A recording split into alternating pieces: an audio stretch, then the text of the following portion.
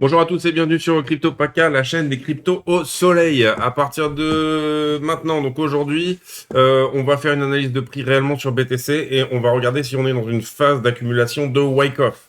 Richard Wyckoff, donc ce sera une vidéo de méthodologie aujourd'hui, mais vraiment très intéressante parce que Wyckoff travaille sur les phases d'accumulation et de distribution qui sont quand même des éléments importants sur Bitcoin puisqu'on a pas mal de baleines en jeu. Donc regardez bien jusqu'à la fin. Si ça vous plaît, n'hésitez pas à vous abonner, laisser un pouce bleu, etc. Tout ça, tout ça.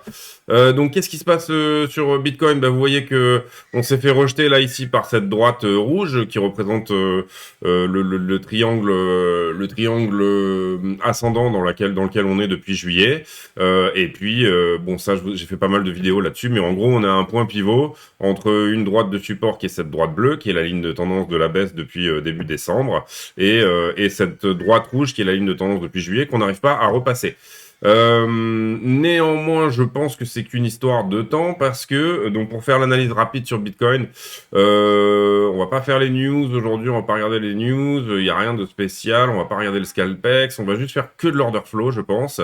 Bon, simplement vous rappeler, ça j'en parle beaucoup, que les niveaux d'options pour le 31 décembre sont entre les 44, les 48, voilà, enfin on est autour des 48 pour un max pain price sur les niveaux d'options. Qu'est-ce qui s'est passé sur cette chute? Comment ça a chuté? Est-ce qu'on a, et on l'espère, accumulé des shorters, beaucoup ici, des liquidités de shorters en levier sur cette chute? C'est ce qu'on va aller regarder tout de suite. C'est-à-dire que est-ce que cette chute a provoqué une zone massive de short qui va nous permettre de retraverser facilement ces niveaux-là et de casser cette fameuse droite rouge? Donc, on regarde ça tout de suite. Les niveaux de liquidation ici sur High Block. On va faire un petit tour aussi sur, puisqu'on parle d'accumulation-distribution aujourd'hui, sur Glassnode. Et puis, on va regarder l'order flow également. Donc, pendant que iBlock s'actualise, je regarde un petit peu le carnet d'ordre. Et là, vous voyez qu'il y a quand même quelqu'un qui à chaque fois déplace ses ordres, à chaque fois un petit peu plus bas. Et là, donc, on est sur quelque chose d'un peu plus disparate, mais c'est quelqu'un qui, soit il veut toucher, mais le plus bas possible, réellement. Et on voit que c'est vraiment une personne ou un groupe de personnes, hein. À chaque fois, ça suit quand même les blocs qui bougent en même temps, etc. Soit c'est du spoofing, c'est-à-dire qu'on vous fait croire que dans le carnet d'ordre, il y aura un rempart ici, et en fait, il n'y est pas. Si cette personne a un intérêt à acheter tous ces bitcoins-là plus bas, il va essayer de pousser le prix vers le bas, hein, en vendant certains de ces bitcoins petit à petit, de manière très disparate au spot. Si les algorithmes le font bien et les market makers le font bien, vous pouvez faire baisser le prix si vous avez suffisamment d'argent pour le faire sur Bitcoin. Vous voyez que cette zone-là a été touchée, 100 bitcoins ici, 100 bitcoins ici, 100 bitcoins ici aussi. Donc ces gens-là voulaient acheter, ils ont été files à cet endroit-là. Dernier rempart ici, les 45, où on a beaucoup de zones d'achat. Et puis là, sinon, c'est en train de remplir petit à petit. Je passe sur le carnet d'ordre, on passe directement donc, sur les niveaux de liquidation. Et comme vous le voyez, effectivement, on a accumulé énormément de shorts là, en gros levier et des grosses positions sur, sur ce dip de cette nuit. Et ça, c'est plutôt une très bonne nouvelle. Et vous voyez qu'on est à moins 9 milliards, hein, alors qu'il y a quelques jours, on était avec beaucoup trop de longues au-dessus de la tête. Donc ça, c'est plutôt une très bonne nouvelle. Est-ce qu'on pourrait trouver le dip maintenant? Absolument oui, je pense que oui. Néanmoins, on n'est pas à l'abri de quelqu'un qui veut acheter une autre baleine, qui veut pousser le prix vers le bas et qui peut le faire, qui a l'argent pour le faire, peut très bien le faire ici. Au niveau order flow, donc là, on est en 5 minutes. Vous voyez que en funding ici, on repasse dans le rouge, et ça, c'est plutôt très bon aussi. Mais dès qu'on a le signal que, on va dire, le bottom est trouvé, hein, puisque je vais zoomer un petit peu, comme ça, vous comprenez un petit peu mieux l'idée. Hop, pardon. Tac. Donc le funding repasse négatif, ça c'est très bien. Gros pic de liquidation ici de longueur, vous voyez, sur ce dip là. Celui qu'on a fait en fait cette nuit, voilà. Là on est en 5 minutes, donc on va se reprendre peut-être un petit horizon de temps un petit peu plus grand, voilà, en 15 minutes, histoire de voir mieux comment s'est fait réellement cette baisse ici. Au niveau du ratio, on a plus de longueur que de shorter qui rentrent, mais ça j'y crois pas trop, puisque c'est un nombre de positions et c'est pas vraiment qui a le plus d'argent. Ici, on voit qu'il y a pas mal de contrats qui ont été fermés, évidemment, hein, c'est normal, c'est tous les longueurs ça qui se sont fait prendre. Tous les leviers, les longueurs en levier qui se sont fait attraper sur l'histoire. En fait, c'est cette mèche verte là qu'on voit ici. Et puis, on revient au niveau de l'intérêt qu'on avait avant, à peu près par là en fait. Hein, c'est-à-dire avant cette dernière petite montée qu'on avait faite. Je crois que c'était hier en soirée. Et puis voilà, donc là, on voit que le funding a été bien reset, et ça, c'est très, très bien. Alors, le funding n'était pas énorme, hein. On n'était pas sur des niveaux non plus dingo. C'est-à-dire que si je me mets en 4 heures, vous allez voir, par rapport au niveau précédent, on n'était pas sur des niveaux de dingo non plus, puisque bon, avant qu'on fasse le gros dip là de début décembre, on était à peu près à 5, 6, 7 de niveau d'intérêt, on était à 1. Donc on est, on va dire, sur un moment où c'est relativement neutre, c'est-à-dire qu'on a à peu près autant de shorteurs que de longueurs, et ça depuis qu'on a fait ce dip un petit peu là, cet énorme dip, on n'est pas non plus sur des niveaux d'accumulation de longueur en dessous vraiment énorme. Donc à partir de là, les liquidations jouent un rôle qui n'est pas forcément énorme non plus. Rapidement aussi, Glassnode. Alors Glassnode, les adresses, déjà j'ai regardé tout à l'heure, il y a un petit peu un retour des bitcoins sur les exchanges. Bon, c'est pas énorme, hein, vous voyez qu'on était sur cette grosse pente descendante, et c'est normal quand on fait des dips que les bitcoins reviennent sur les exchanges, parce que les gens ont un peu peur. Et puis à partir de là, sinon, on voit que cette accumulation là qui a commencé autour du 20 octobre pour les grosses baleines, donc les adresses de plus de 10 000 bitcoins, est en train de ralentir. Sur ce dip là, vous voyez qu'on est un peu sur une pente là qui se remet à descendre. Donc est-ce qu'on a touché un top à partir de là? Ça nous dirait plutôt qu'on n'est pas dans une zone d'accumulation au sens de Wyckoff justement.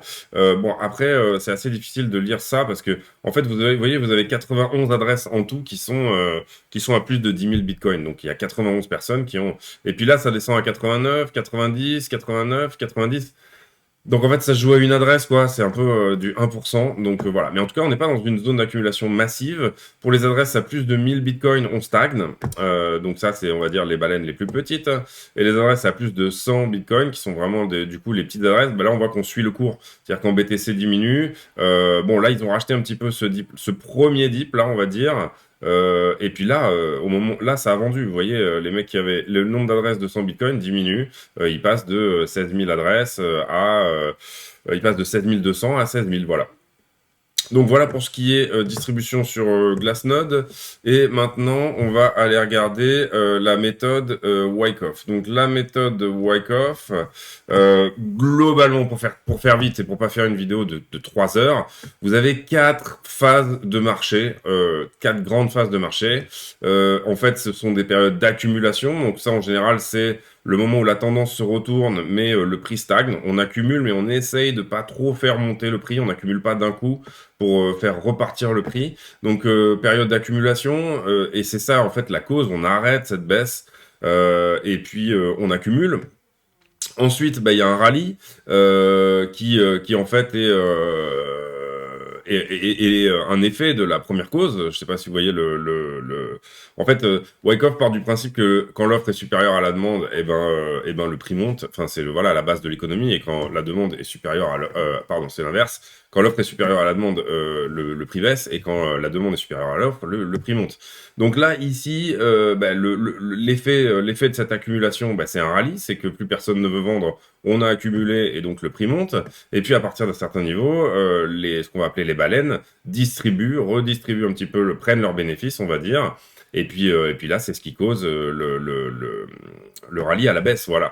Donc des phases d'accumulation, rallye, distribution et chute, les 4 phases de rallye, ok?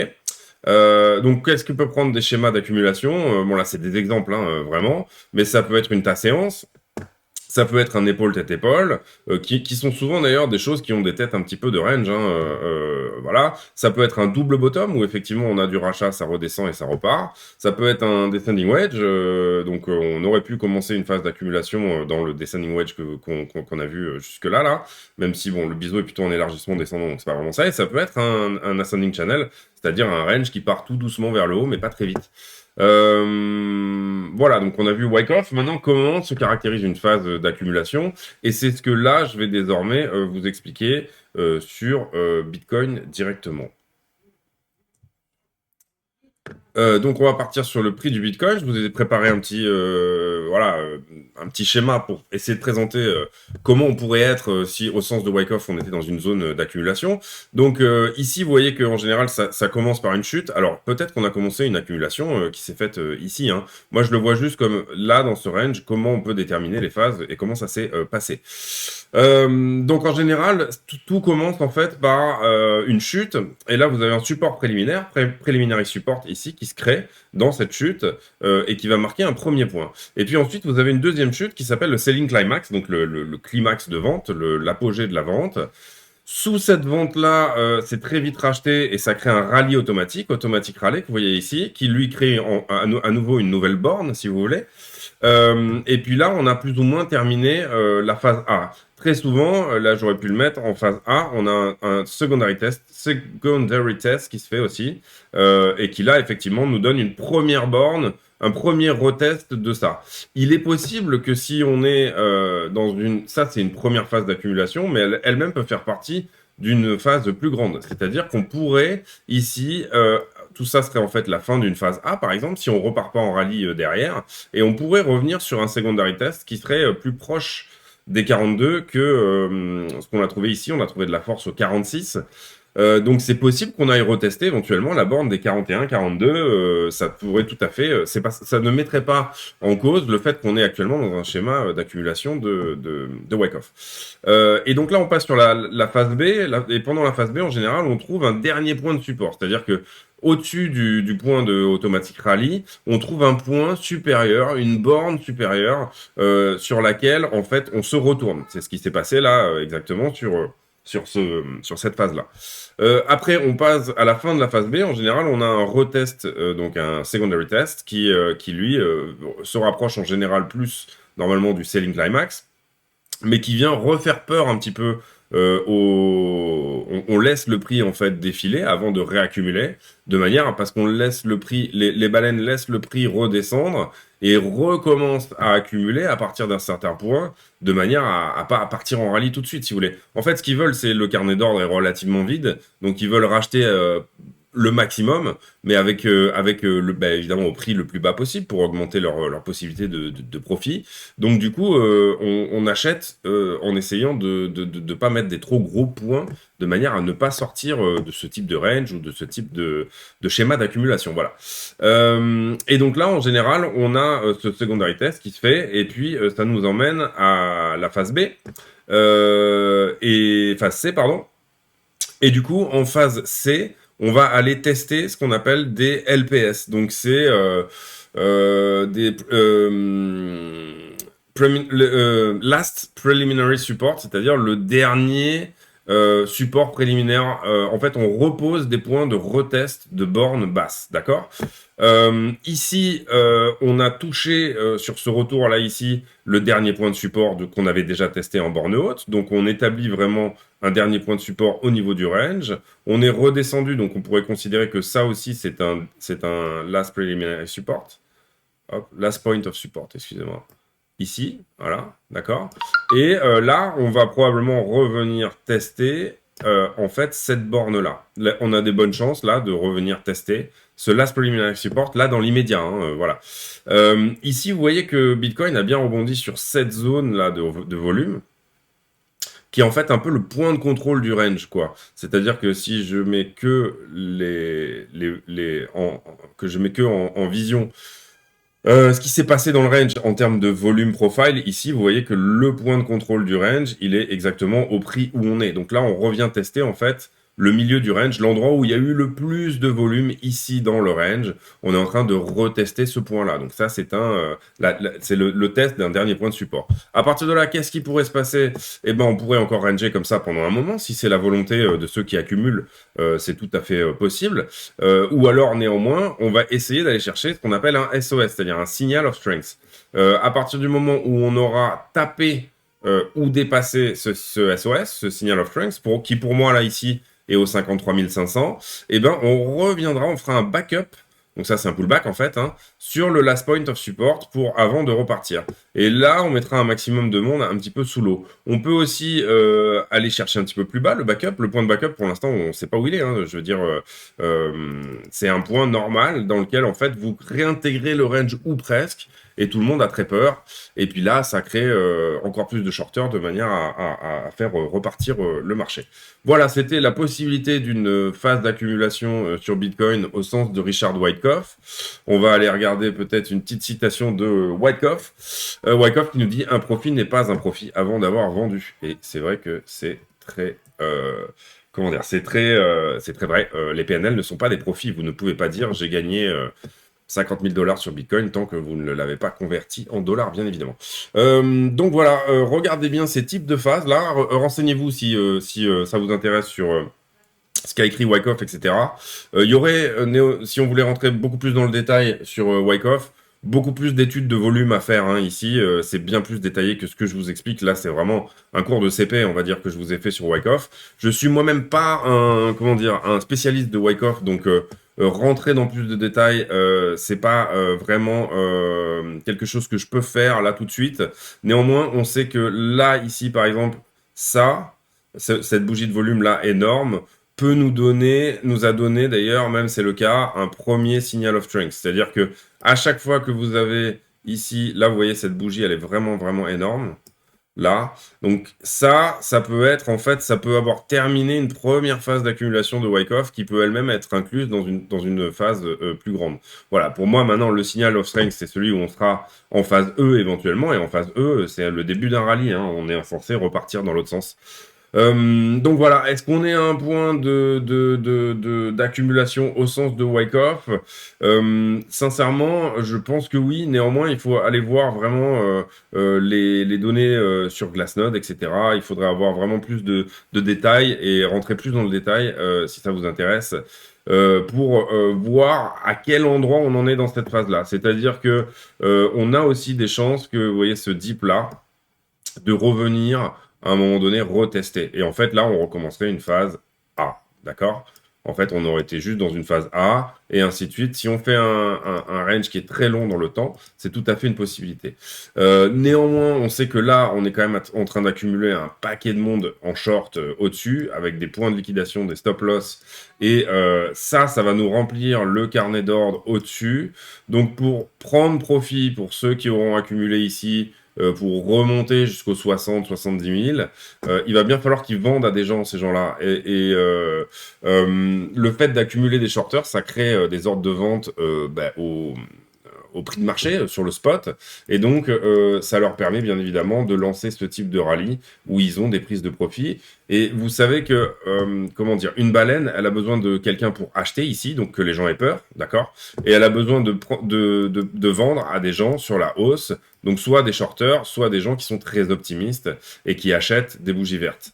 Donc à partir de là, si vous avez trop d'argent mais que vous voulez gagner beaucoup sur un asset, il va vous falloir créer de la peur dans ces zones-là. Voilà, ici, là, c'est un point de peur que vous devez créer. Si vous avez vraiment beaucoup d'argent, par exemple, grâce aux médias, ou simplement en bougeant le prix vous-même vers le bas, là, ici, ou en l'aidant à y partir, ici, vous créez un climat de peur, et ici, il va falloir que vous créiez un climat d'euphorie. C'est-à-dire que tout le monde se dit « Ah mince, j'ai raté le train, j'ai pas acheté parce que j'avais peur quand j'étais là, donc j'ai pas eu mes points d'achat là où je voulais, là, en bas, mais là, c'est en train de repartir, c'est en train de monter, il m'en faut. » Et donc, en fait, c'est ça qui crée un rallye aussi, c'est que admettons que tous les gens qui avaient peur ici et qui n'ont pas acheté, hop, ça part en rallye avec les liquidités des shorters au départ, d'accord? Et ben là, tous ceux qui n'ont pas acheté là vont se dire, ah mince, j'ai raté quelque chose. Et là où ils avaient mis leur point d'achat, par exemple, admettons qu'ils aient dit, bah moi, BTC, j'en rachèterai que quand ça descendra dans le bas du range ici, admettons,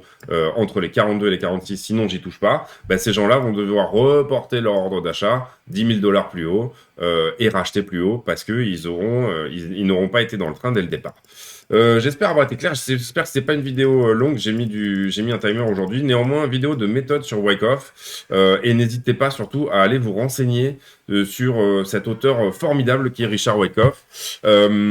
Alors moi, pour l'instant, je suis pas vraiment encore rentré tout à fait dans le détail. Je connais en gros que les grandes lignes de ces phases d'accumulation et de distribution. Néanmoins, je trouve que c'est vraiment un auteur qui mérite d'être lu parce que il a vraiment senti quelque chose sur la bourse que personne n'avait senti avant lui.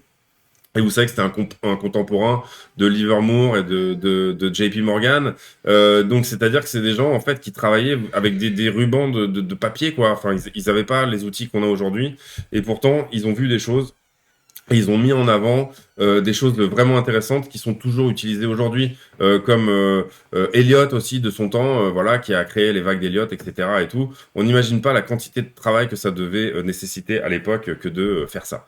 Voilà, c'est tout pour aujourd'hui. J'espère que cette vidéo vous aura plu. Donc vidéo de méthodologie aujourd'hui, et ça nous permet en même temps d'étudier la situation du Bitcoin actuellement. Pour moi, si je devais donner une direction de prix, on pourrait potentiellement revenir tester ici les 48. Là, en fait, ce qui s'est passé, c'est que c'est les shorters de range qui ont un petit peu gagné ici. C'est-à-dire que ceux qui ont shorté ici la borne haute, bah, ils ont gagné. Le prix a effectivement descendu vers le bas. On a potentiellement aussi ici des baleines là qui veulent acheter du BTC plus bas, bah, qui ont laissé le prix descendre, ou alors qui ont vendu du BTC sur le spot pour que le prix descende. Vous dire si le prix va s'arrêter là, moi personnellement, je pense que oui. Donc, mon avis, c'est un retournement à la hausse ici, et éventuellement, donc, on part sur une phase qui serait une phase de rallye. Néanmoins, on peut tout à fait revenir tester le bas du range dans son entièreté, c'est-à-dire repartir ici sur les 45-46. Et si jamais on n'est que dans une phase A de Wyckoff, en fait, on aura juste mis ici l'automatique rallye, si vous voulez, ce sera arrêté là. On aura un deuxième selling climax qui pourrait encore descendre plus bas. Donc là, effectivement, oui, je me mouille pas, moi, mais si, je me mouille, en fait, parce que moi, mon scénario, c'est qu'on repart à partir d'ici. Je vous avais déjà dit qu'il y aurait sûrement un petit dip pour nettoyer. Pour moi, on a nettoyé suffisamment là pour repartir. Le marché ne demande que ça. Donc peut-être au 31, donc sous 3 jours, hop, on repart. Et là, on initie un rallye haussier en janvier. En tout cas, c'est l'espoir que j'ai qu'on ait un beau trimestre, premier trimestre 2022, parce que c'est vraiment en ce moment qu'est en train de se jouer les 3 prochains mois réellement. Donc voilà, hein, autant que ça monte, je veux dire.